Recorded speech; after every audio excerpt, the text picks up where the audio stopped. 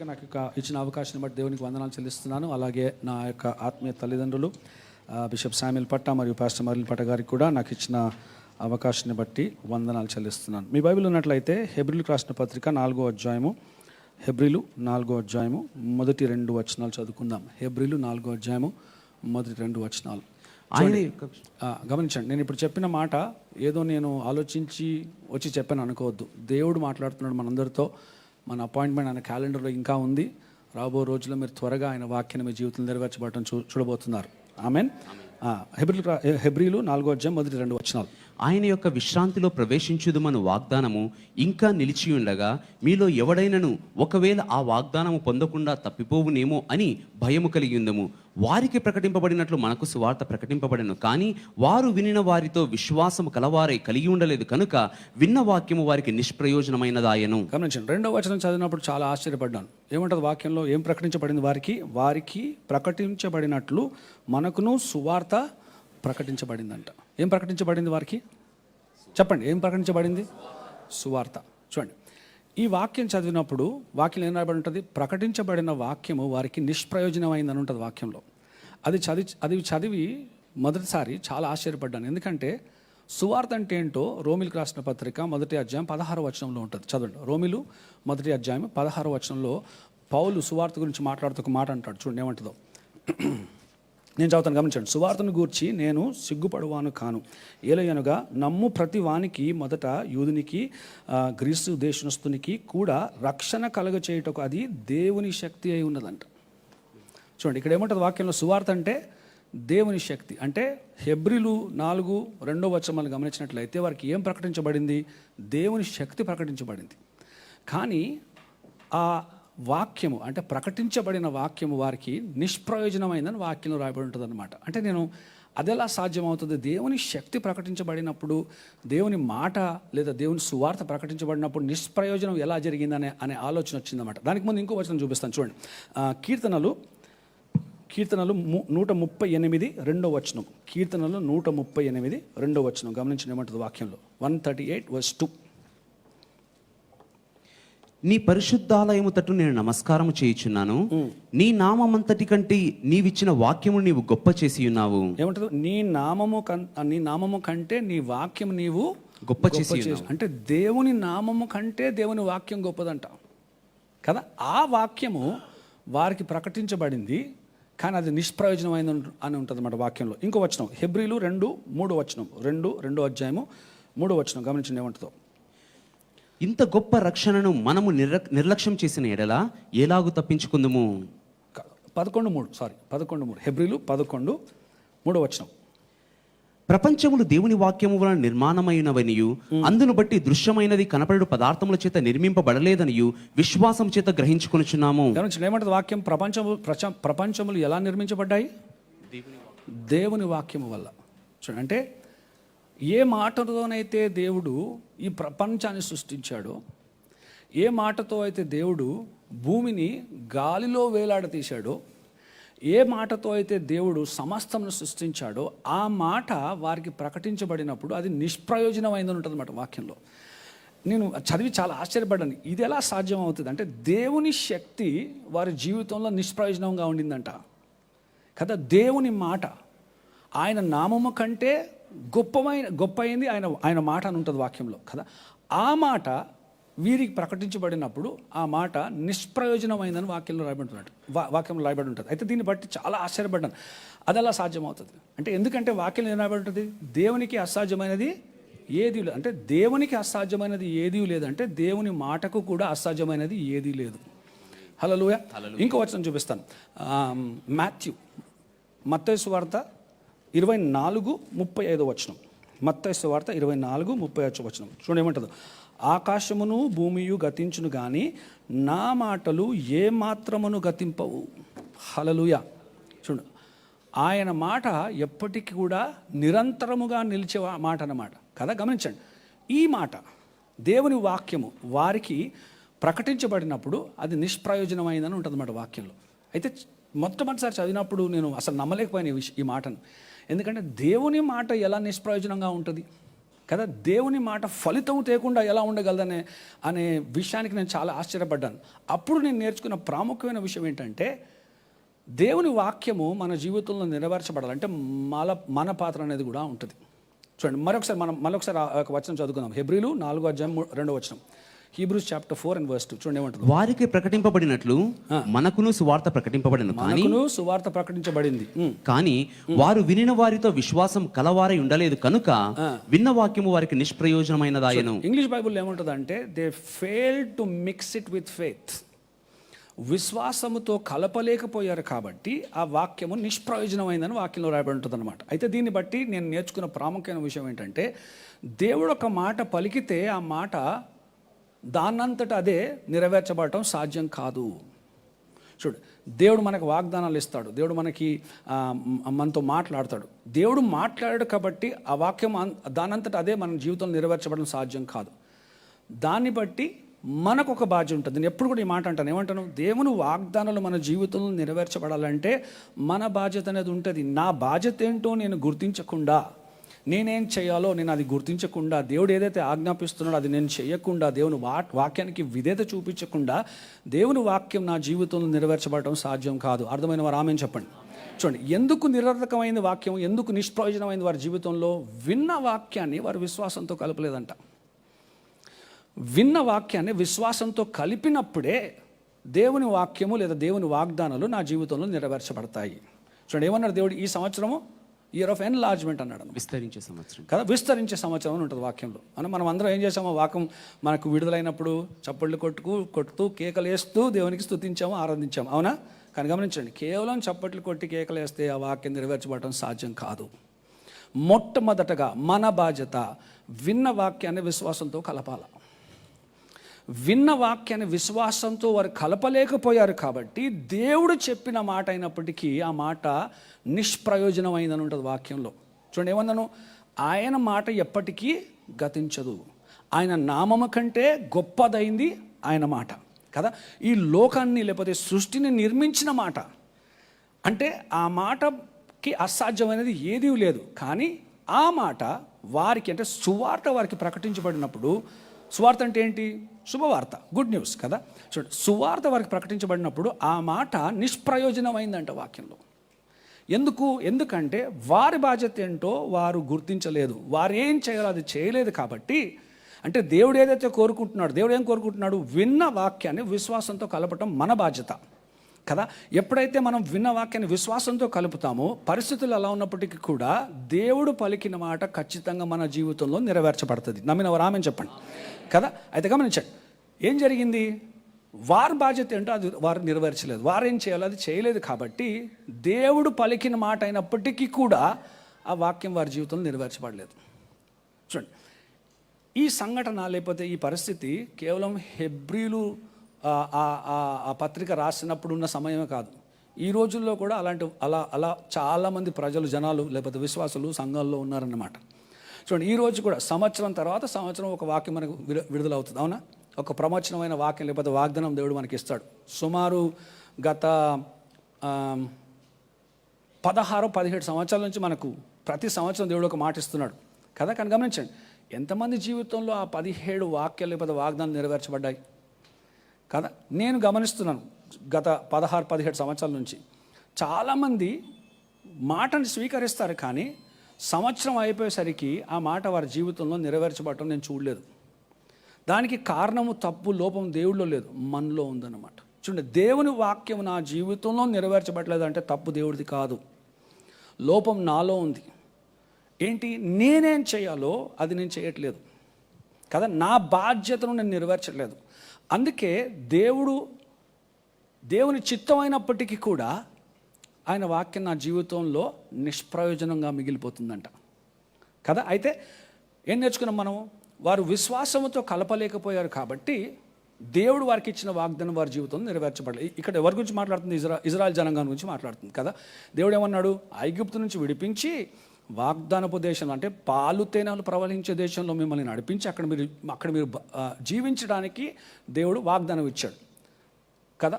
మనం ఆ వాగ్దానం నెరవేర్చబడడం చూస్తాం వాక్యంలో. ఆరంభం అవుతుంది, ఐగుప్తు నుంచి విడిపించబడతారు, కానీ అందరూ కూడా అరణ్యంలో చనిపోతారన్నమాట. దానికి కారణం దేవుడా? చూడండి, దేవుడికి ఆ సామర్థ్యత లేకపోయిందా వారిని వాగ్దానోపదేశంలోకి నడిపించడానికి? ఉండింది, సామర్థ్యత ఉంది దేవుడికి, ఈరోజు కూడా ఉంది సామర్థ్యత. కానీ ఆ వాక్యం నిష్ప్రయోజనం అవడానికి కారణము వారే. చూడండి, ఈరోజు దేవుని వాక్యం నా జీవితంలో నెరవేర్చబట్టలేదంటే కారణం నేనే. మనం ఏం చేస్తాము? మన చుట్టుపక్కల ఉన్న పరిస్థితిని నిందిస్తాం అనమాట. మన చుట్టుపక్కల ఉన్న జనాన్ని నిందిస్తాను, వీడి వల్లే వాక్యం నా జీవితం నెరవేర్చబట్టలేదు అంటే మన భార్యలను లేకపోతే మన భర్తలను మనం నిందిస్తాం, అవునా? లేదా మన స్నేహితులను, బాస్ని కూడా నిందిస్తాం. ఈ రోజుల్లో వీడి వల్లే నా ప్రమోషన్ ఆగిపోయింది అనుకుంటాం. కాదు, వాక్యంలో ఏముంటుంది? ప్రమోషన్ నీ బాస్ కాదు, దేవుడు ఇస్తాడు. Promotion doesn't come from the east are from the west, but it comes from the lord. కానీ మనం ఎవరిని నిందిస్తాము?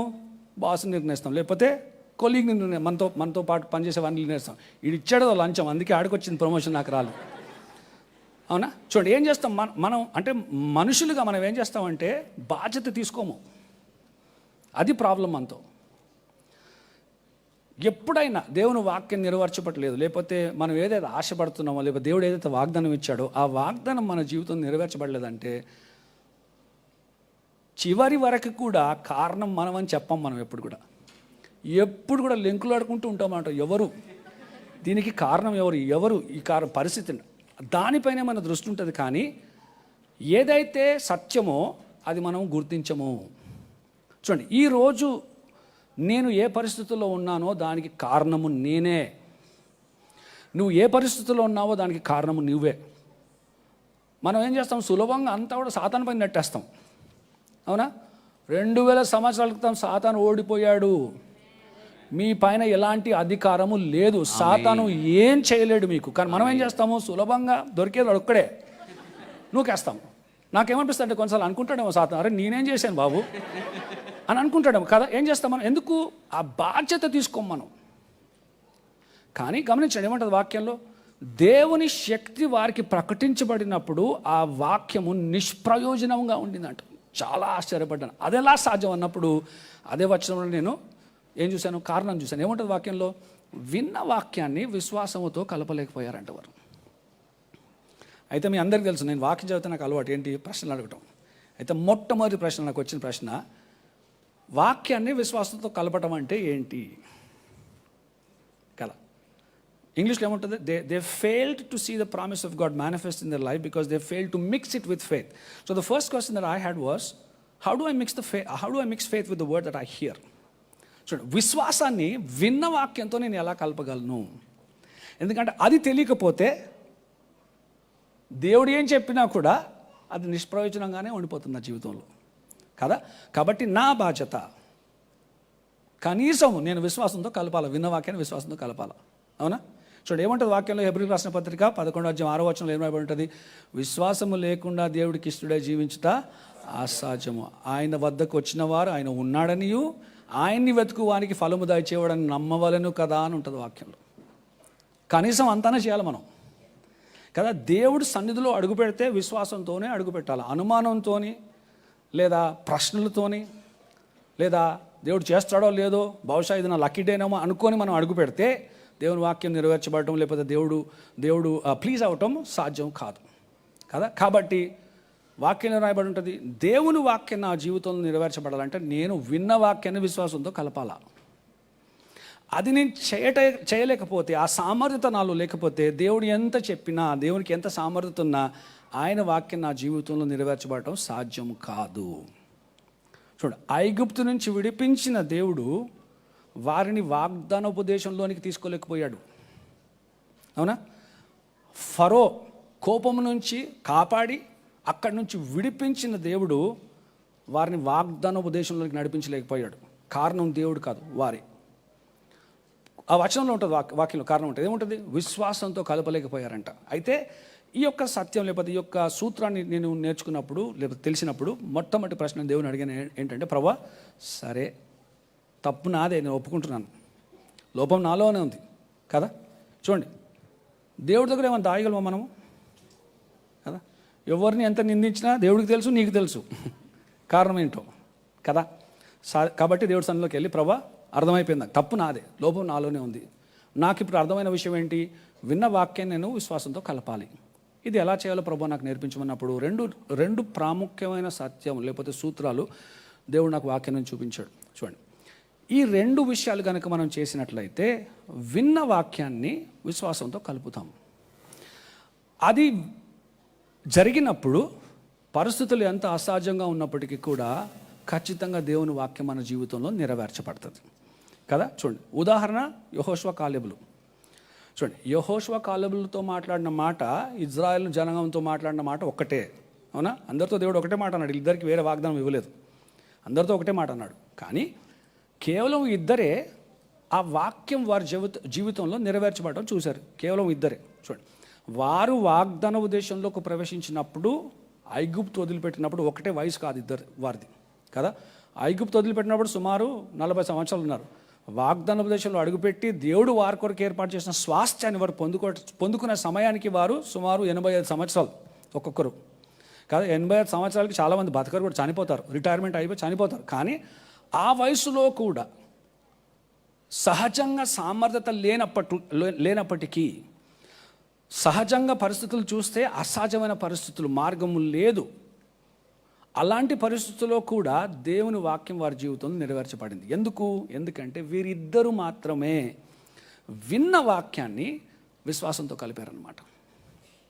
కాబట్టి నువ్వు ఎవరైనా నీ పరిస్థితులు ఎలా ఉన్నప్పటికీ కూడా, బహుశా క్వాలిఫికేషనే లేదేమో, అసాధ్యమైన పరిస్థితుల్లో ఉన్నారు, మార్గం కనిపించట్లేదు, మీరు పొందుకున్న రిపోర్ట్లు అన్నీ కూడా మీకు వ్యతిరేకంగానే ఉన్నాయేమో, ఎలాంటి పరిస్థితి ఉన్నా కూడా యెహోషువ కాలేబులు చేసిన విషయం కనుక మీరు చేయగలిగితే, ఈ పరిస్థితుల్లోనే దేవుడు మిమ్మల్ని అద్భుత రీతిగా దీవిస్తూ ఆయన వాక్యాన్ని మీ జీవితంలో నెరవేర్చగలడు. ఆమె చెప్పాలి గట్టిగా. చూడండి, ఎందుకంటే దేవుని వాక్యాన్ని నెరవేర్చే సామర్థ్యత ఆయనలో ఉంది. హల్లెలూయా. కానీ నేను విన్న వాక్యాన్ని విశ్వాసంతో కలపాల. అయితే దేవుడిని అడిగాను, ప్రభా ఎలా చేయగలను అన్నప్పుడు దేవుడు 2 ప్రాముఖ్యమైన విషయాలు చూపించాడు. మొదటిది యెహోషువ గ్రంథము 21వ అధ్యాయం గమనిద్దాం. యెహోషువ గ్రంథము 21వ అధ్యాయము 43 నుంచి 45 వచనాలు చదువుకుందాం. యెహోవా ప్రమాణము చేసి వారి పితరులకిచ్చేదనని చెప్పిన దేశమంతయు ఆయన ఇశ్రాయేలీయులకు అప్పగించెను. వారు దాన్ని స్వాధీనపరుచుకొని దానిలో నివసించిరి. యెహోవా వారి పితరులతో ప్రమాణం చేసిన వాటన్నిటి ప్రకారము అన్ని దిక్కుల యందు వారికి విశ్రాంతి కలుగ చేసెను. యెహోవా వారి శత్రువులందరినీ వారి చేతికి అప్పగించి ఉండెను కనుక వారిలో ఒకడును ఇశ్రాయేలు ఎదుట నిలువలేకపోయెను. యెహోవా ఇశ్రాయేలుకు సెలవిచ్చిన మాటలన్నిటిలో ఏదియూ తప్పి ఉండలేదు, అంతయు నెరవేరెను. చూడండి, ఏమంటారు 45వ వచనము, ఏదియూ తప్పి ఉండలేదు, అంతయు నెరవేర్చబడను. చూడండి, ఈ వాక్య భాగం చదివినప్పుడు కూడా ఆశ్చర్యపడ్డాను. ఎందుకంటే చూడండి, 2 జనముల గురించి వాక్యం ఇక్కడ మాట్లాడుతుంది. 2 జనములు, ఒకరేమో ఇజ్రాయెల్ జనాంగము, ఇంకోవైపు ముందుగానే వాగ్దానం దేశంలో నివసిస్తున్నవారు. చూడండి, సమయం లేదు కానీ ద్వితీయోపదేశ కాండం 9వ అధ్యాయం మొదటి కొన్ని వచనం మనం చదివినట్లయితే వాగ్దానపు దేశంలో ఎలాంటి జనాలు లేకపోతే ఎలాంటి జనము నివసిస్తుందో వాక్యం మనకు తెలియపరుస్తుంది. చూడండి, వారికి పోలికలు లేవు. ఇజ్రాయెల్ జనాంగానికి వారికి పోలికలు లేవు. వీరు వారితో యుద్ధానికి వెళ్తే ఖచ్చితంగా సహజంగా ఓడిపోయే పరిస్థితే ఇజ్రాయెల్ కదా. కానీ వాక్యం ఏం రాయబడి ఉంటుంది, దేవుడు వారికి చెప్పిన ప్రతి మాట కూడా ఏది కూడా తప్పి ఉండలేదు, అంతయు నెరవేరను అని ఉంటుంది వాక్యంలో. అంతయు నెరవేరను అంటారు వాక్యంలో. చూడండి, ఒకవైపు ఏమో ఇజ్రాయెల్ జనాంగము, ఇంకోవైపు ఏమో ముందుగానే వాగ్దానపు దేశంలో నివసిస్తున్నవారు కదా. వారికి పోలికలు లేవు. వీరిని గమనిస్తే, అంటే వాగ్దాన దేశంలో వారు నివసిస్తున్న వారు గమనిస్తే అనాకీలు ఉన్నారని ఉంటుంది వాక్యంలో. అక్కడ ఒకప్పుడు నేను చదివాను, అనాకీలు సుమారు 40 అడుగులు ఉండేవారంట ఒక్కొక్కడు. 40 అడుగులు వ్యక్తి ఎత్తు. అందుకే వీరేమంటారు, ఎవరు వేగులో వారు తిరిగి వచ్చి ఏమంటారు, మాతో మేము వారిని పోల్చుకున్నట్లయితే మేము ఎలా ఉన్నాము, మిడతల వాళ్ళే. అంటే మళ్ళీ 40 అడుగులు ఉన్న వ్యక్తి ముందు నిలబడితే నువ్వు ఎలా ఉంటావు, మిడతల వాళ్ళే ఉంటావు కదా. చూడండి, వారు అబద్ధాలు ఆడలేదు, వాస్తవాలు మాట్లాడారు. అవునా? చూడండి, ఒకవైపు అలాంటి జనము, ఇంకోవైపు బానిసలు. జీవితం అంతా బానిసలుగా బతికి దేవుడు కార్యం చేస్తే ఐగుప్తు నుంచి విడిపించబడిన జనం ఇది. యుద్ధం పోరాడే అనుభవం లేదు, ఆయుధాలు ఎలా వాడాలో అనుభవం లేదు కదా. మనస్తత్వము బానిస మనస్తత్వం, అలా థింకింగ్, అంటే వాళ్ళ ఆలోచన అంతా కూడా బానిసలుగానే ఆలోచించారు. చూడండి, ఏమన్నాడు దేవుడు ఒకరోజు అరణ్యంలో ఉన్నప్పుడు, ప్రతిరోజు మన్నా కురుస్తుంది అన్నాడు. అని ఏమన్నాడు దేవుడు, ఆజ్ఞాపించాడు. ఏమన్నాడు, ఆ రోజుకి సరిపోయిందే మీరు తీసుకోండి అన్నాడు. వాళ్ళు ఏం చేశారు, వాళ్ళు కొంతమంది ఏం చేశారు, ఏంటది బానిస మనస్తత్వం, స్లేవ్ మెంటాలిటీ అన్నమాట కదా. అలాంటి వ్యక్తులు వీరికి వారికి పోలిస్తే అసలు పోలికలు లేవు. కానీ వాక్యం రాయబడి ఉంటుంది, సమస్తము నెరవేర్చబడిందని ఉంటుంది అన్నమాట వాక్యం. ఇది ఎలా సాధ్యమైనప్పుడు నాకు దేవుడు యెహోషువకి ఇచ్చిన ఆజ్ఞను చూపించాడు. యెహోషువ 1:8 మనందరికీ తెలిసిన విషయం. యెహోషువ 1:8 చదువు. జాషువా 1:8. ఈ ధర్మశాస్త్ర గ్రంథమును నీవు బోధింపక తప్పిపోకూడదు, దానిలో రాయబడిన వాటి అన్నిటి ప్రకారము చేయుటకు నీవు జాగ్రత్త పడునట్లు దీవారాత్రములు దాన్ని ధ్యానించిన ఎడల నీ మార్గమును వర్ధిల్ల చేసుకొని చక్కగా ప్రవర్తించదు. ఏమంటారు? ఈ ధర్మశాస్త్ర గ్రంథము నీవు బోధింపక తప్పిపోకూడదు. ఇంగ్లీష్లో ఏముంటుందంటే, do not let this book of the law depart from your mouth. అంటే దేవుడు యెహోషువతో ఏమన్నాడంటే, యెహోషువ నోరిప్పితే నేను పలికిందే పలకాల. చూడండి, విన్న వాక్యాన్ని నేను విశ్వాసంతో కలపాలంటే ప్రాముఖ్యంగా నా బాధ్యత పరిస్థితులు ఎలా ఉన్నప్పటికీ కూడా నేను నోరిప్పితే దేవుడేం మాట్లాడో అదే మాట్లాడాలి, దాని తప్ప ఇంకేం మాట్లాడకూడదు. అది విన్న వాక్యాన్ని విశ్వాసంతో కలపటం అన్నమాట.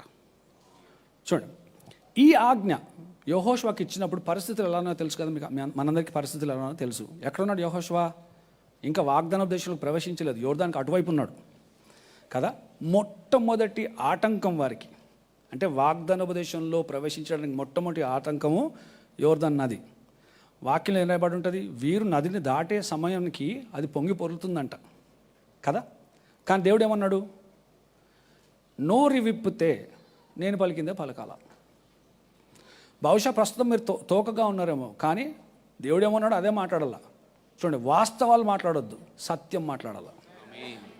చూడండి, నేను ఎప్పుడు ఒక మాట అంటాను, ఏమంటానంటే ప్రతి పరిస్థితికి 2 విషయాలు గుర్తుపెట్టుకోవాలి. ఒకటేమో వాస్తవాలు ఉంటాయి, రెండేమో సత్యం. వాస్తవం అనారోగ్యంతో బాధపడుతున్నావు, సత్యము ఆయన పొందిన గాయముల చే నీవు స్వస్థత పొందితివి. వాస్తవం నువ్వు అప్పులలో ఉన్నావు, సత్యము ఆయన వాక్యానుసారంగా నీవు వర్ధిల్లుతున్న వ్యక్తివి కదా. చూడండి, వాస్తవము నువ్వు అప్పులో ఉన్నావు, సత్యము నువ్వు అప్పిచ్చువాడిగా ఉంటావు కానీ అప్పు తీసుకునేవాడిగా ఉండవు. కాబట్టి విన్న వాక్యాన్ని నేను విశ్వాసంతో కలపాలంటే ప్రాముఖ్యంగా నా బాధ్యత, నేను నోరు విప్పితే దేవుడు పలికిందే పలకాల. ఇది చాలామందికి మనలో కష్టం. ఎందుకంటే చూడండి, సాతానికి సత్యం తెలుసు, సాతానికి విషయం తెలుసు. ఏంటి? ఎంతకాలం అయితే నువ్వు దేవుడు మాట్లాడింది మాట్లాడితే నువ్వు ఖచ్చితంగా వర్ధిల్లి ఆస్వాదించబడతావు అని సాతానికి తెలుసు.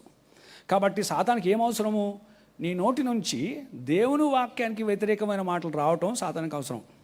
కాబట్టి ఏం చేస్తాడు సాతాను? ఒత్తిడి పెడతాడు. చూడు, మనలో చాలామంది కంట్రోల్ ఉండదు, మనకు నోరు పైన కంట్రోల్ ఉండదు. చాలా అది మన సమస్య. కొంచెం కోపం వస్తే చాలు, అవునా? మనలో కొంతమంది నిరుత్సాహపడితే చాలు. కొన్ని విషయాలు చెప్తాను చూడండి. పిల్లలు మాటినరు, మన మాటినరు, అవునా? చదవమంటే చదువుకోరు, తినమంటే తినరు, టైంకి వెళ్ళమంటే స్కూల్కి వెళ్ళరు. ఏం చేస్తాం మనం అలాంటి టైంలో?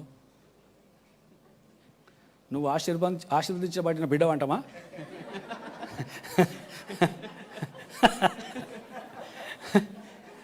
చూడండి, నోటికి ఏదొస్తే అది మాట్లాడతాం మనం కదా. అంటే విన్న వాక్యాన్ని విశ్వాసంతో కలపట్లేదు.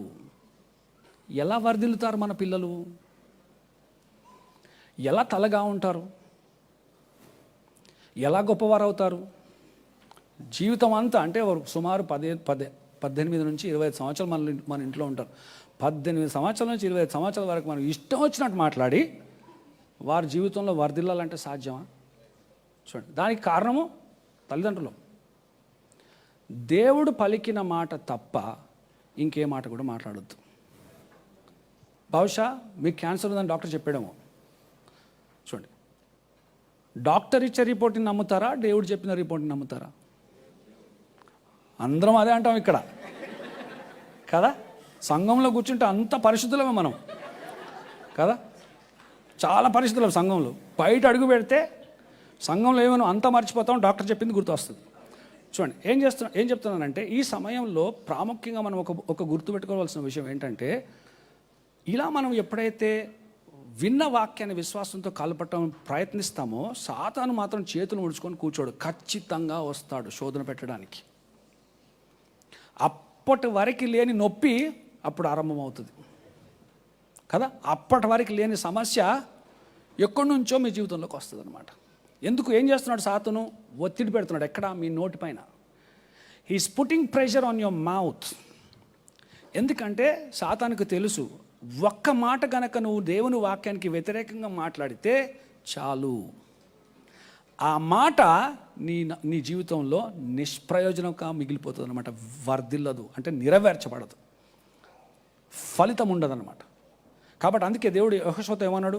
యెహోషువ మొట్టమొదటి ఆజ్ఞ గమనించండి. మొదటి అధ్యాయం మనం చదివిన యెహోషువ మొదటి అధ్యాయం చదివినట్లయితే ఆ అధ్యాయం అంతా కూడా వాగ్దానాలు ఉంటాయి. అనేకమైన వాగ్దానాలు ధైర్యం ఇస్తాడు దేవుడు యెహోషువకి. ఇచ్చి ఒకే ఒక ఆజ్ఞ ఇస్తాడు. ఏమంటాడంటే 8వ వచనం, బోధింపక తప్పకూడదు. ఇంగ్లీష్లో బాగుంటుంది, do not let this book of the law depart from your mouth. అంటే నోరిప్పితే వాక్యమే పలకాల. బహుశా పరిస్థితులన్నీ కూడా నువ్వు స్వస్థత పొందుకోలేవని నీతో మాట్లాడుతున్నాయేమో. గమనించండి, అందరూ మాట్లాడిన తర్వాత, అన్ని పరిస్థితులు మాట్లాడిన తర్వాత చివరికి నీవేం మాట్లాడతావో అదే నీ జీవితంలో నెరవేర్చబడుతుంది కదా. ఆ రక్తస్రావ స్త్రీ గురించి ఏముంటుంది వాక్యంలో? పరిస్థితులు అసాధ్యం, తను స్వస్థపరచబడటం అసాధ్యం. వైద్యుల దగ్గరికి వెళ్ళినప్పుడు వైద్యులు ఏమన్నారు? అసాధ్యం. తను డబ్బు ఏం చెప్పింది? అసాధ్యం. కానీ గమనించండి, డబ్బు ఏం చెప్పిందో, వైద్యులు ఏం చెప్పారో, పరిస్థితులు ఏం చెప్తున్నాయో, ఇవన్నీ కూడా చివరికి తనేం చెప్పిందో దాన్ని అధిగమించి అది నెరవేర్చబడింది అన్నమాట. హల్లెలూయా. అయితే గమనించండి, చివరికి నువ్వు చెప్పిన మాటే నీ జీవితంలో నెరవేర్చబడుతుంది. బహుశా నీ పరిస్థితులు నీకు వ్యతిరేకంగా మాట్లాడుతున్నాయేమో. బహుశా నువ్వు ఏమైతే ఆశపడుతున్నావో, ఏదైతే నమ్ముతున్నావో, ఏ వాక్యం అయితే నీ జీవితంలో నెరవేర్చబడాలని ఆశపడుతున్నావో, ఆ వాక్యానికి వ్యతిరేకంగా నీ చుట్టుపక్కల ఉన్న మనుషులు మాట్లాడుతున్నారేమో నీతో. కానీ గమనించండి, ఇతరులు ఏం మాట్లాడుతున్నారో, పరిస్థితులు ఏం మాట్లాడుతున్నాయో నిర్ణయించవు దేవుని వాక్యం నీ జీవితంలో నెరవేర్చబడమో లేదా నెరవేర్చబడకపోవటమో. చివరికి మనము నిలబడి ఏం మాట్లాడతామో, ఏం పలుకుతామో అదే మన జీవితంలో నెరవేర్చబడుతుంది. ఒక విషయం గుర్తించారు ఇక్కడ, చివరికి దేవుడు చెప్పిన మాట కూడా రాదు, నెరవేర్చబడదు. మనం ఏం చెప్తామో అది నెరవేర్చబడుతుంది. అర్థమవుతుందా? అంటే మన మాటలో అంత శక్తి, అంత బలం ఉందన్నమాట. కాబట్టి విన్న వాక్యాన్ని నేను దేవుని వాక్యంతో, విన్న వాక్యాన్ని విశ్వాసంతో కలపాలంటే ప్రాముఖ్యంగా నా బాధ్యత నోరు విప్పితే దేవుడు పలికిన మాట తప్ప ఇంకేం పలకొద్దు.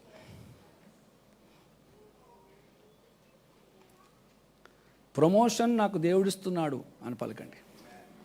అవసరం వస్తే మీ బాస్ని జరిపి నీకు ప్రమోషన్ ఇస్తాడు దేవుడు. అవునా? చూడండి, నేను తలగా ఉంటాను కానీ తోకగా ఉండను పలకాల. అవసరం వస్తే ఎవరైతే నేను తోకగా పెట్టాలంటే వాళ్ళందరినీ కూడా పక్కన జరిపి దేవుడు నేను తలగా చేయగలడు. హల్లెలూయా. చూడండి, ఈరోజు నా జీవితంలో ఏదో మేలు జరగబోతుందని పలకాల. ఉదయం లేవగానే మాట్లాడాలి. నేనేం చెప్తానంటే, చాలామంది చెప్తాను, ఉదయం లేవగానే నిన్ను నువ్వు అద్దంలో చూసుకుంటూ కొన్ని మాటలు మాట్లాడాలా. అలవాటు చేసుకోవాలి ఇది మనం. ఈరోజు నా జీవితంలో మేలు జరగబోతుంది, లేదా నిన్ను నువ్వు అద్దంలో చూసుకోండి, ఈరోజు నీ జీవితంలో మేలు కలగబోతుందని మాట్లాడండి. నువ్వు ఈరోజు తలగా ఉంటావు కానీ తోకగా ఉండవు. నువ్వు చేసే ప్రతిక్రియ, ఈరోజు పని వర్ధిల్లునుగాక అని పలకాల. చూడండి, ఇదంతా కూడా దేవుడు పలికిన మాట. బహుశా మీ శరీరంలో ప్రస్తుతం నొప్పి, అనారోగ్యం, బాధ ఉందేమో, కానీ ఆ బాధను, నొప్పిని లెక్క చేయకుండా దేవుడేం చెప్తున్నాడో, దేవుడేం పలికాడో అది పలకాల. ఏమన్నాడు దేవుడు? ఆయన పొందిన గాయములచే నీవు స్వస్థతతో. కేవలం తలనొప్పితో అనలేదు. అది ఎలాంటి వ్యాధి అయినా, ఎలాంటి అనారోగ్యం అయినా దేవుడు నిన్ను స్వస్థపరచగలడు. ఆ సామర్థ్యత ఆయనలో ఉంది. కాబట్టి నీ బాధ్యత విన్న వాక్యాన్ని విశ్వాసంతో కలపటము. హల్లెలూయా. చూడండి, పిల్లల విషయంకి వస్తే యెషయా గ్రంథము 61వ అధ్యాయము 9వ వచనం చూడండి, ఏమంటుంది వాక్యంలో? యెషయా 61వ వచనము 9వ వచనం. జనములలో వారి సంతతి తెలియబడును, జనములో వారి సంతతి తెలియబడును, జనముల మధ్యను వారి సంతానము ప్రసిద్ధి నొందును. జనము మధ్యలో వారి సంతానము ప్రసిద్ధును. అంటే మనం ఏం పలకాలి మన పిల్లల గురించి? జనములలో నా సంతతి ప్రసిద్ధి నొందును. హల్లెలూయా, హల్లెలూయా, హల్లెలూయా. చూడ, ప్రావర్బ్స్ 11:21 సామెతలు 11వ అధ్యాయము 21వ వచనం చూడండి, ఏమంటుందో? సామెతలు 11:21. నిశ్చయముగా భక్తిహీనునికి శిక్ష తప్పదు, నీతిమంతుల సంతానము విడిపింపబడును. నీతిమంతుల సంతానము విడిపింపబడును. అదే మాట్లాడాలి. ఎందుకు? దేవుడు పలికిన మాట. ఎప్పుడైతే నేను దేవుడు పలికిన మాటను పలుకుతానో, మాట్లాడతానో, ఏం చేస్తున్నాను? విన్న వాక్యాన్ని విశ్వాసంతో కలుపుతున్నాను అన్నమాట. చూడండి, ఇదే సమస్య ఎవరికి? ఇజ్రాయెల్ జనాంగానికి. ఎప్పుడైతే ఆ 12 మంది వేగులు వారు వాగ్దాన దేశం అంతా తిరిగి వచ్చి ఒక సమాచారం ఇస్తారు. ఇచ్చినప్పుడు జనం ఏం చేస్తుంది అంటే, ఇజ్రాయెల్ జనాంగం ఏం చేస్తారు? 10 మంది చెప్పిన మాటను వింటూ ఏం మాట్లాడారు? మాకు ఐగుప్తులో సమాధులు లేవా, ఇక్కడ తెచ్చా పాతబెట్టడానికి అన్నారు. అవునా? చూడండి, అంటే ఏమన్నారు? దేవుడికి సామర్థ్యత లేదు మమ్మల్ని వాగ్దాన దేశంలో తీసుకుపోవడానికి. దేవుడు మమ్మల్ని మా భార్యలను మా పిల్లల్ని చంపడానికి, ఇక్కడ సమాధి చేయడానికి తీసుకొచ్చాడని మాట అది మాట్లాడారు దేవుడు వాళ్ళతో. ఏం చేశారు? దేవుడు మాటకు వ్యతిరేకమైన మాటలు మాట్లాడారు అన్నమాట. కాబట్టి వారందరూ కూడా అరణ్యంలో చనిపోయారు. చూడండి, అంటే దేవుని మాట నిరర్థకమైన మాట, నిష్ప్రయోజనంగా మిగిలిపోయింది వారి జీవితంలో. ఎందుకు? వారు ప్రాముఖ్యంగా చేసింది దేవుడు మాటకు వ్యతిరేకమైన మాటలు మాట్లాడారు అనమాట. నేనేం చెప్పాను? సాతాను చాలా సులభం ఇది చేయడానికి. కాబట్టి మనము ప్రాముఖ్యంగా ఏదో కేవలం దేవుడు మాటనే పలకటం కాకుండా మన నోటిని కంట్రోల్ చేసుకోవడం నేర్చుకోవాలి. మనలో చాలామంది కంట్రోల్ ఉండదు. మన నోరుపైన కంట్రోల్ అంటే ఏమంటారు? కంట్రోల్ హద్దు ఉండదు. అదుపు ఉండదు మనకి నోటిపైన కదా. ఏం చెప్పాను? మీ నోటి నుంచి వ్యతిరేకమైన మాటలు పలికించాలంటే చాలా సులభం సాతానికి, చాలా సులభం. చెప్తున్నాను కదా. మనం చర్చ్కి వస్తాం, మన పార్కింగ్ లాట్ లేదు. ఎక్కడైతే మనం ఎప్పుడు కారు పెడతామో ప్రతి వారం అది లేదు. వచ్చేస్తాయి మాటలు నోట్లో చాలామందికి.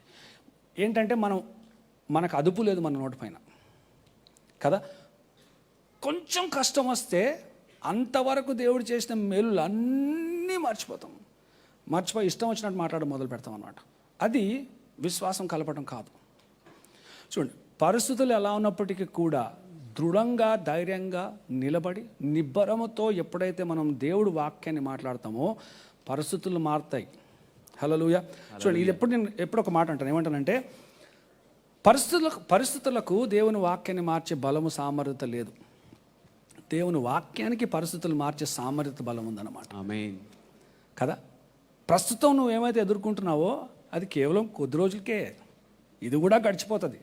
కానీ దేవుని వాక్యం నిరంతరముగా మిగిలిపోతుంది అన్నమాట. హల్లెలూయా. కాబట్టి మొట్టమొదటగా విన్న వాక్యాన్ని విశ్వాసంతో కలపటం అంటే కేవలం దేవుడు చెప్పిందే చెప్పాలా, దేవుడు మాట్లాడిందే మాట్లాడాలా. చూడండి, ఇది సులభం కాదు, కష్టం. ఈజీ ఉండదు, కష్టం. కానీ చూడండి, అసాధ్యమైంది కూడా కాదు. ఎందుకంటే నేను లాస్ట్ వీక్ ఒక మాట అన్నాను. ఏమన్నాను? అసాధ్యమైంది దేవుడు చేయమని ఎప్పుడు కూడా కోరడు. మనం ఏదైతే చేయలేమో అది చేయమని దేవుడు కోరడు ఎప్పుడు కూడా కదా. సులభం కాదు, ఇట్స్ నాట్ ఈజీ. సులభం కాదు, కానీ అసాధ్యం కూడా కాదు, ఇంపాసిబుల్ కూడా కాదు. ఖచ్చితంగా చేయగలం. మన బాధ్యత కాన్షియస్గా మనము గుర్తు పెట్టుకొని కేవలం దేవుడు మాటని మాట్లాడడం మొదలు పెట్టాలి. కాబట్టి కోపం వస్తే సైలెన్స్, జిప్. బాధ వేస్తే సైలెన్స్. చూడండి, బాధ వేసినప్పుడు కూడా మనం ఇష్టం వచ్చినట్టు మాట్లాడతాం కదా. ఎవరైనా మనల్ని హర్ట్ చేస్తే కూడా మనం ఇష్టం వచ్చినట్టు మాట్లాడతాం కదా. కోపం వస్తే, బాధ వస్తే, అనారోగ్యం వస్తే, లేకపోతే కష్టం వస్తే, ఇబ్బందులు వస్తే, ఇవన్నీ కూడా చాలా సులభం సాతాను మన జీవితంలో తీయడానికి. అవునా? మిమ్మల్ని కోపం పుట్టించడానికి ఒక్క క్షణం పట్టదు, నాకే పట్టదు సాతానికి. మీలో కోపం పుట్టించాలంటే ఒక క్షణం పట్టదు. చూడండి, మనకే అంత సాధ్యం అంటే సాతాను ఏం చేయగలడు ఆలోచించండి ఎప్పుడన్నా. సాతాను యొక్క గురి ఏంటి, గోల్ ఏంటి? నీ నుంచి నీ ఆశీర్వాదం దొంగలించడం సాతాను గురి, గోలు కదా. అది చేయడానికి ఏమైనా చేస్తాడు సాతాను.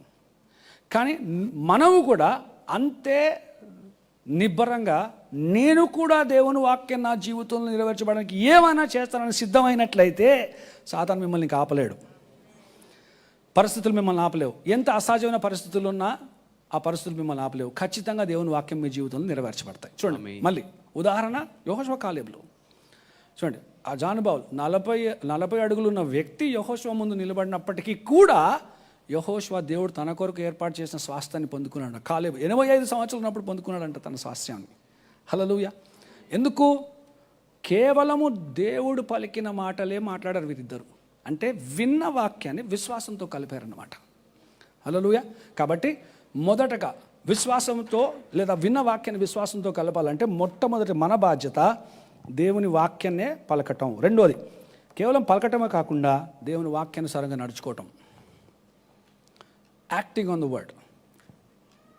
యోహాను సువార్త 4వ అధ్యాయము 46 నుంచి 47. యోహాను సువార్త 4వ అధ్యాయము 46 నుంచి 47 వచనాలు. తాను నీళ్లు ద్రాక్షారసముగా చేసిన గలిలయలోని కానానుకు ఆయన తిరిగి వచ్చెను. అప్పుడు కపెర్నహూములో ఒక ప్రధాని కుమారుడు రోగి అయి ఉండెను. యేసు యూదయ్య నుండి గలిలయకు వచ్చెనని అతడు విని ఆయన యుద్ధకు వెళ్ళి తన కుమారుడు చావ సిద్ధమై ఉండెను కనుక ఆయన వచ్చి అతన్ని స్వస్థపరచవలని వేడుకొనెను. చాలు చూడండి ఏమంటుంది వాక్యంలో. ఒక వ్యక్తి వచ్చాడంటే యేసుప్రభు గారికి. ఇంగ్లీష్లో నోబుల్ మ్యాన్ అని ఉంటుంది, అంటే పలుకుబడిన వ్యక్తి, గొప్పోడు, చాలా పలుకుబడిన ఇన్ఫ్లుయెన్స్ ఉన్న వ్యక్తి అనమాట. అలాంటి వ్యక్తి యేసుప్రభు గారికి వచ్చి తన కుమారుడు అంటే చనిపోతున్నాడు అనే పరిస్థితిలో ఉన్నాడు. వచ్చి ఆయన్ని ఆ కుమారుని స్వస్థపరచమన్నప్పుడు యాయిరింటికి వెళ్ళినట్టు యేసుప్రభు ఈయన ఇంటికి వెళ్ళలేదు. చూసారా? ఎందుకంటే ఇలాంటి పరిస్థితి మార్క్స్ వార్త 5వ అధ్యాయంలో కూడా ఉంటుంది. యాయిర్ వస్తాడు, తన కుమార్తె చనిపోతుంది అన్నప్పుడు ఇంటికి రమ్మంటే యేసుప్రభు ఇంటికి వెళ్ళడానికి సిద్ధం అవుతారు, అవునా కదా? కానీ ఈ విషయాన్ని మనం గమనించినట్లయితే యేసుప్రభు వెళ్ళరు, ఆయన ఇంటికి వెళ్ళరు, ఆ వ్యక్తి ఇంటికి వెళ్ళరు. గమనించండి, ఆ రోజుల్లో కపెర్నహూము నుంచి కానాకు ప్రయాణం చేయాలంటే సుమారు 24 గంటలు పట్టేదంట సుమారు. ఎందుకంటే ఆ రోజుల్లో ట్రాన్స్పోర్టేషన్ ఉండేది కదా, మనలాగా ట్రాన్స్పోర్టేషన్ లేదు కదా. సుమారు 24 గంటలు. అంటే ఈ తండ్రి ఎప్పుడైతే యేసుప్రభు కానా అనే గలిలయ ప్రాంతానికి వచ్చారని విన్నాడో, ఏముంటుంది వాక్యంలో, అక్కడి నుంచి కపెర్నహూము నుంచి ప్రయాణం చేస్తూ ఎక్కడికి వచ్చాడంట? కానాకు వచ్చాడు. అంటే సుమారు 24 గంటలు ప్రయాణం చేసి యేసుప్రభు దగ్గరికి వచ్చి వేడుకున్నాడు ఆయన్ని. ఇంటికి వచ్చి నా కుమారుని స్వస్థపరచు నాయన అన్నప్పుడు చూడండి యేసుప్రభు ఎలా ప్రతిస్పందించారో చూద్దాం. 50 నుంచి 53 వచనాలు. యేసు నీవు వెళ్ళుము, నీ కుమారుడు బ్రతికి ఉన్నాడని అతనితో చెప్పగా. చాలా ఏమన్నారు యేసుప్రభు? నీవు వెళ్ళుము, నీ కుమారుడు బ్రతికి ఉన్నాడు. ఆ మనుషుడు యేసు తనతో చెప్పిన మాట నమ్మి వెళ్ళిపోయాను. అతడు ఇంకా వెళ్ళుచుండగా అతని దాసులు అతని ఎదురుగా వచ్చి అతని కుమారుడు బ్రతికి ఉన్నాడని తెలియచెప్పిరి. ఏ గంటకు వాడు బాగుపడే సాగానని వారిని అడిగినప్పుడు వారు నిన్న 1 గంటకు జ్వరము వారిని విడిచనని అతనితో చెప్పిరి. నీ కుమారుడు బ్రతికి ఉన్నాడని యేసు తనతో చెప్పిన గంట అదే అని తండ్రి తెలుసుకుని కనుక అతడును అతని ఇంటి వారందరూ నమ్మిరి.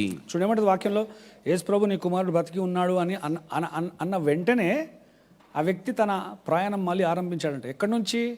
కానా నుంచి కపెర్నహూము వరకు, మళ్ళీ 24 గంటలు. చూడండి, యేసు ప్రభు తనతో మాట్లాడినప్పుడు తన దగ్గర తన కుమారుడు బాగుపడ్డాడని రుజువు ఏమైనా ఉండిందా? రుజువు ఉందా? చెప్పండి, రుజువు ఉండిందా? చూడండి, ఆ రోజుల్లో వాట్సాప్ కానీ, ఫేస్బుక్ కానీ, మెసెంజర్ కానీ, ఫోన్ ఏం లేదు కదా. ఒక స్థలం నుంచి ఇంకో స్థలానికి సమాచారం అందించాలంటే రన్నర్స్ అనేవారు ఉండేవారు అనమాట. ఆ రోజుల్లో పరిగెత్తేవారు. ఏంటి ఇక్కడ పిలిచి ఇది వెళ్ళి అక్కడ చెప్తున్నాయన అంటే పరిగెత్తడు. 24 గంటలు పరిగెత్తి వెళ్ళి చెప్తే అప్పుడు సమాచారం అందేదంట అక్కడికి. ఆ రోజుల్లో రన్నర్స్ ఉండేరు కదా. చూడండి, యేసు ప్రభు మాట పలికాడు. యాయిరు వల్ల కాళ్ళపైన పడి రండి ప్రభా, మా ఇంటికి రండి ప్రభా అని తను వేడుకోలేదు. ఏముంటుంది వాక్యం? యేసు ప్రభు తనతో మాట్లాడిన మాట విని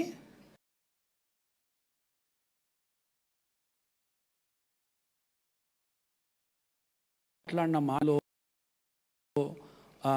నెరవేర్చబడడానికి సిద్ధమవుతామో, పరిస్థితులు ఎలా ఉన్నప్పటికీ కూడా దేవుడు చెప్పిన మాట మన జీవితంలో నెరవేర్చబడుతుంది కదా. మనతో వచ్చే ఇంకో సమస్య ఏంటంటే మనందరికీ ఇన్స్టెంట్ అలవాటు కదా. దేవుడు ఒక మాట చెప్తే అదే క్షణం అది నెరవేర్చబడాలి మన జీవితంలో. రిమోట్ వస్తే ఎలా టీవీ ఆన్ అవుతుందో అలాగే రిమోట్ వస్తే దేవుడు వాక్యం నెరవేర్చబడాలని కోరుకుంటాం మనం. అలా జరగదు. చూడండి, కొన్నిసార్లు మనం ఏదైతే దేవుడిని అడుగుతామో ఆశీర్వాదమో, ఆ దేవుడు మనల్ని ఆపుతాడనమాట, మన జీవితంలో రాకుండా ఆపుతాడు. నేను అనుకునేవాడిని, ఎందుకు దేవుడు పక్షపాతం ఎందుకు ఇలా చేస్తున్నాడు? కొంతమందికి వెంటనే ఇస్తాడు, కొంతమందికి అసలు ఇవనేవాడు, సమయం వేచి ఉండాల్సి వస్తుంది చాలా సమయం అనుకునేవాడిని. అయితే దీన్ని బట్టి నేను గమనించి నేర్చుకునే విషయం ఏంటంటే, సమయానికి ముందు వచ్చే ఆశీర్వాదము శాపము. A blessing that comes before time is a curse. దేవుడు మనల్ని శపించాలని దేవుడు చిత్తం కాదు. కాబట్టి ఏం చేస్తాడు? సమయం వచ్చే వరకు ఆశీర్వాదాన్ని ఆపుతాడనమాట. అంటే వాక్యం మన జీవితంలో నెరవేర్చబడడానికి ఆపుతాడు. ఉదాహరణ చెప్తాను చూడండి. మనకు పిల్లలు ఉంటారు, చిన్న పిల్లలు కదా, కారు కొంటాం మనం. కొనగానే మొట్టమొదటి విషయం ఏమడతారు పిల్లలు? ఏమడతారు? నేను కూడా డ్రైవ్ చేస్తానంటారు, అవునా? మనం ఏం చేస్తాము? అస్సలు వద్దంటాం, అవునా? చూడండి, ఆ సమయంలో మనం వద్దంటున్నాం అంటే జీవితాంతం నీకు కారు ఇవ్వని అర్థమా? ఎందుకు ఇవ్వట్లేదు ఆ సమయం మనం కారు? సరి అయిన సమయం కాదు, ఎందుకంటే అపాయం జరగవచ్చు కదా. కాబట్టి ఏం చేస్తున్నాము? వద్దంటూ వారిని కాపాడుతున్నాం మనం, అవునా? అలాగే దేవుడు కూడా చేస్తాడనమాట. ప్రస్తుతం నువ్వు ఏ ఆశీర్వాదం అయితే అడుగుతున్నావో దేవుడు అది వద్దంటున్నాడు. ఎందుకు? ఏదో నిన్ను శపించడం కాదు, నిన్ను కాపాడాలనే ఉద్దేశంతో ఆ ఆశీర్వాదాన్ని ఆపుతున్నాడు. నేను ఎప్పుడు ఇలా ఆలోచిస్తానమాట. నేను ఇప్పుడు ఆశపడితే ప్రభా నాకు ఒక ఎయిర్ప్లేన్ ఇవ్వమంటే ఇస్తాడా దేవుడు? ఇవ్వగలడా? చూడండి, మనలో ఎవరన్నా ప్రభా నాకు ఒక ఎయిర్ప్లేన్ కావాలంటే ఇవ్వగలడా దేవుడు? ఇస్తాడా? చెప్పండి, ఇస్తాడా? ఇవ్వగలడా? ఎందుకు ఇవ్వట్లేదు మరి? ఎందుకో తెలుసా? ఒక సింపుల్ రీజన్ చెప్తాను. పార్కింగ్ చేయడంలో చనిపోతాను దాన్ని. ఎందుకంటే పార్కింగ్కే అంత ఖర్చు అవుతుంది, దాన్ని ఫ్లై చేయటం ఇంకో మాట. అక్కడ వరకు కాదు, దాన్ని రన్వే పైకి తీసుకెళ్ళడానికే అయిపోతుంది మన జీవితం. ఆ సామర్థ్యం ప్రస్తుతం లేదు. కాబట్టి ఏం చేస్తున్నాడు? మళ్ళీ జీవితంలో ఎప్పుడు కూడా ఇవ్వనాడు కాదు, నువ్వు ఎదిగి ఆ స్థాయికి వచ్చేంత వరకు దేవుడు కూడా వెయిట్ చేస్తున్నాడు. నేను ఇంకో విషయం నేర్చుకుని ఇక్కడ, దేవుని వాక్యం నెరవేర్చబడటంలో కేవలం నేను ఒక్కడిని వేచి ఉండట్లేదు, దేవుడు కూడా వేచి ఉన్నాడు. Hallelujah. Listen, even God is waiting for me to come to a point where he can fulfil his promise in my life. కాబట్టి రెండో ప్రాముఖ్యమైన విషయం అంటే వాక్యాన్ని విశ్వాసంతో కలపటంలో రెండో ప్రాముఖ్యమైన విషయము వాక్యానుసారంగా జీవించటము. చూడండి, మాట చెప్పిన వెంటనే ఆ వ్యక్తి తిరిగి ఇంటికి వెళ్ళిపోయాడంట. వాక్యం రాయబడి ఉంటుంది చూడండి. తిరిగి ఇంటికి వెళ్తుండగా మరుసటి రోజు అంటే 24 గంటలు అయిపోయాయి అప్పటికి. మరుసటి రోజు కొంతమంది పనివారు ఎదురై ఏమన్నారు? బాగుపడ్డాడు, మీ కుమారుడు బాగుపడ్డా ఉన్నప్పుడు ఆ తండ్రి అడిగాడు అనమాట వారిని. ఏ సమయంలో జరిగిందంటే పలానా సమయంలో జరిగిందన్నప్పుడు ఏం గ్రహించాడు ఆ వ్యక్తి? యేసు ప్రభు మాట మాట్లాడిన క్షణమే తన కుమారుడు కూడా స్వస్థత పొందాడని ఉంటుంది వాక్యంలో, అవునా? చూడండి, ఏ రోజైతే ఎన్లార్జ్మెంట్ అన్న వాక్యం ఇచ్చాడో ఆ రోజే నెరవేర్చబడింది, వాక్యం అయిపోయింది కదా. ఏ రోజైతే దేవుడు నీతో వాక్యం ఇచ్చాడో, మాట ఇచ్చాడో, వాగ్దానం ఇచ్చాడో ఆ క్షణమే ఆ మాట నెరవేర్చబడింది. మనము ప్రయాణంలో ఉన్నాం అంతే. హల్లెలూయా. చూడండి, ఆ స్థాయికి అంటే ఆ స్థలానికి చేరుకునే ప్రయాణంలో ఉన్నాం. కాబట్టి నిరుత్సాహపడొద్దు. ప్రయాణం చేస్తుండగా సాతాను వచ్చి మాట్లాడతాడు మీతో. జరిగే పని కాదు ఇది, అసాధ్యం. ఈ వాక్యం వినొద్దు. ఎందుకు? వాక్యం నెరవేర్చబడింది, నువ్వు ఆ ప్రయాణంలో ఉన్నావు. ఏంటి? ఆ స్థాయికి చేరుకునే ప్రయాణంలో ఉన్నావు. కాబట్టి ప్రయాణంలో అంటే ప్రయాణంలో కొన్నిసార్లు డిస్కరేజ్మెంట్ ఉంటుంది, కొన్నిసార్లు డిప్రెషన్ ఉంటుంది. ఆ సమయంలో నిరుత్సాహపడకుండా, ఆగిపోకుండా, అటు ఇటు చూడకుండా ముందుకు సాగాల. ఎందుకు? ఒకానొక రోజు ఖచ్చితంగా నువ్వు ఆ స్థాయికి చేరుకుంటావు. ఆ స్థాయికి చేరుకున్న వెంటనే దేవుడు మాట్లాడిన మాట సహజ లోకంలో నీ జీవితంలో నెరవేర్చబడటం నువ్వు చూస్తావన్నమాట. హల్లెలూయా. చూడండి, మాట పలికిన వెంటనే నెరవేర్చబడింది. కానీ ఆ వ్యక్తి ఆ మాటను ఎప్పుడు అనుభవించాడు? 24 గంటల తర్వాత. చూడండి, మనలో చాలామంది ఆ ప్రయాణంలో ఉన్నాం ప్రస్తుతం. We are all travelling from this point to the point of the blessing. ఇక్కడ వస్తాడు సాతాను, ఈ మధ్యలో వస్తాడనమాట.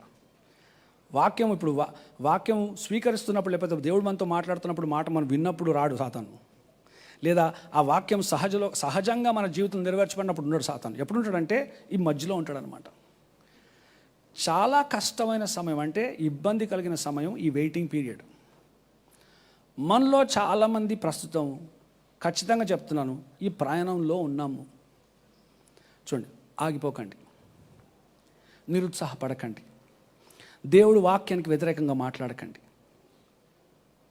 డైరెక్షన్ మార్చొద్దు కదా. చూడండి, దేవుడు నడిపిస్తున్నాడు ఈ మార్గంలో మనల్ని.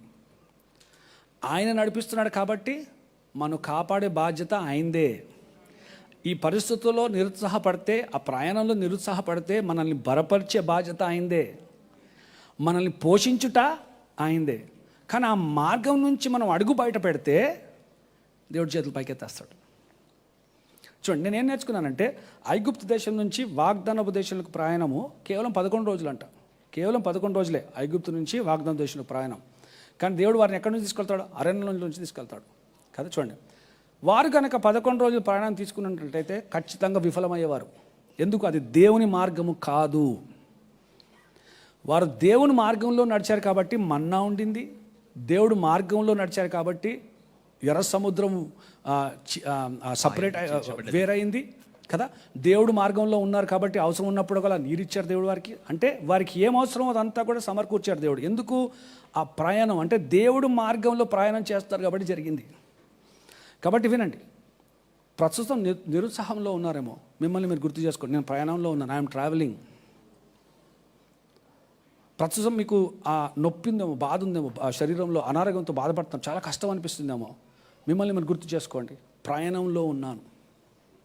త్వరలో నేను కూడా స్వస్థపరచబడతాను. త్వరలో దేవుని వాక్యం సహజంగా న్యాచురల్గా నా జీవితంలో నేను నెరవేర్చబడడం చూస్తాను అని కనుక మీరు దృఢంగా నమ్ముతూ ముందుకు సాగినట్లయితే మిమ్మల్ని ఆపేవారు ఎవ్వరు కూడా ఉండరు. చూడండి, ఏమంటది?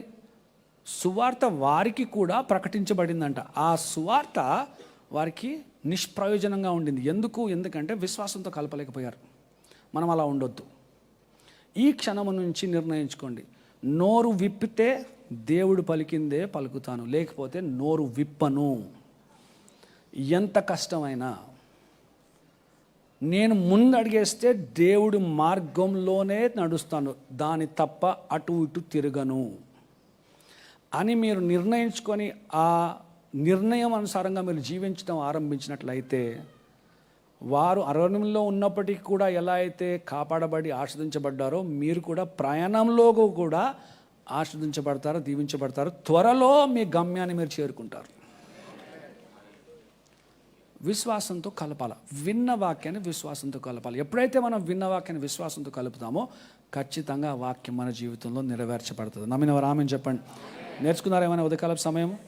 ఏం చేయాలా? దేవుడు పలికిందే మాట్లాడాలా, దేవుడు మార్గంలోనే నడవాలి. అంటే విశ్వాసానుసారంగా జీవించాలి. చూడండి, సమయం అయిపోయింది కానీ చాలా ఉదాహరణ చెప్పగలను. అబ్రహాం నా రోమిలకు రాసిన పత్రిక 4వ అధ్యాయం మనం చదివినట్లయితే అబ్రహాం గురించి రాయబడితే ఏముంటుందంటే వాక్యము, తన శరీరాన్ని కూడా లెక్క చేయలేదంట అబ్రహాం. మృతతులమైన తన శరీరం ఉంటుంది వాక్యం. అంటే అయిపోయింది, అంతా అయిపోయింది, ఇంకా అసలు సమస్య లేదు తన పిల్లలు కనడానికి. అలాంటి పరిస్థితుల్లో కూడా తన శరీరాన్ని కూడా లెక్క చేయకుండా దేవుని వాక్యాన్ని విశ్వాసంతో నమ్ముతూ పలుకుతూ నడిచాడంట అబ్రహాం. కాబట్టి ఎంత అసహజమైన దేవుని వాక్యం తన జీవితంలో నెరవేర్చబడింది. హల్లెలూయా కదా. నా ఆశ, నా ప్రార్థన ఏంటంటే రాబోయే తరాలు మన గురించి అబ్రహాము వలె మాట్లాడుకోవాలి. మన ఉదాహరణగా ఉండాలి రాబోయే తరాలకి. ఏంటి?